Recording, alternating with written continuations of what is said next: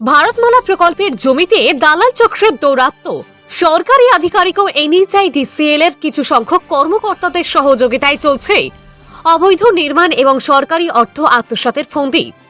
ইদানিংকালে আমরা দেখতে পাচ্ছি হ্যালোজিন লাইট লাগিয়ে দিনে রাত্রে যে নমুনার সরকারের টাকা ওরা লুটার জন্য যে ধরনের চিন্তাধারা করছে।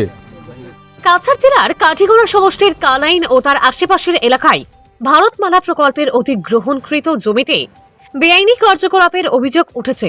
দালাল চক্র, পাটুয়ারি এবং কতিপয় অসাধু সরকারি আধিকারিক ও NHIDCL এর কর্মকর্তাদের সহযোগিতায় চলছে এসব কর্মকাণ্ড।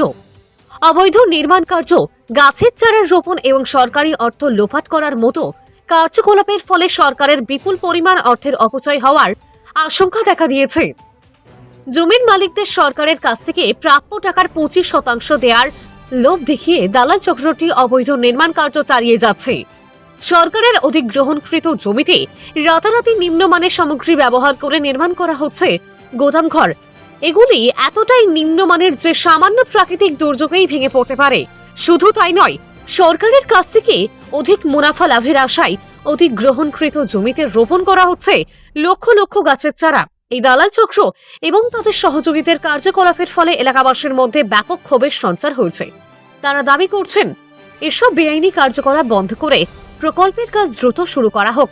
স্থানীয়রা প্রশাসনের কাছে অনুরোধ জানিয়েছেন এসব দালাল এবং অসাধু কর্মচারীদের বিরুদ্ধে কঠোর ব্যবস্থা নেওয়া হোক।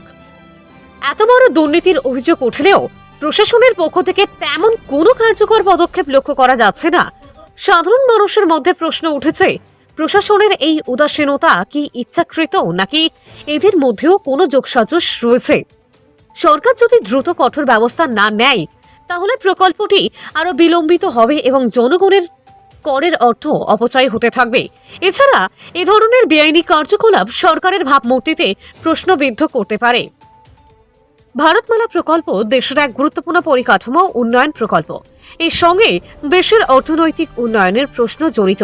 এই ধরনের অবৈধ কার্যকলাপ এবং দুর্নীতির ফলে শুধু সরকারের ক্ষতি হচ্ছে না, বরং দেশের সাধারণ মানুষের আস্থাও নষ্ট হচ্ছে।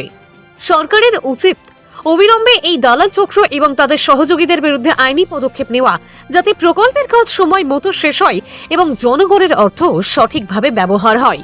ইদানিংকালে আমরা দেখতে পাচ্ছি হ্যালোজিন লাইট লাগিয়ে দিনে রাত্রে যে নমুনার সরকারের টাকা ওরা লুটার জন্য যে ধরনের চিন্তাধারা করছে। নার্সারির বাগান বানাচ্ছে।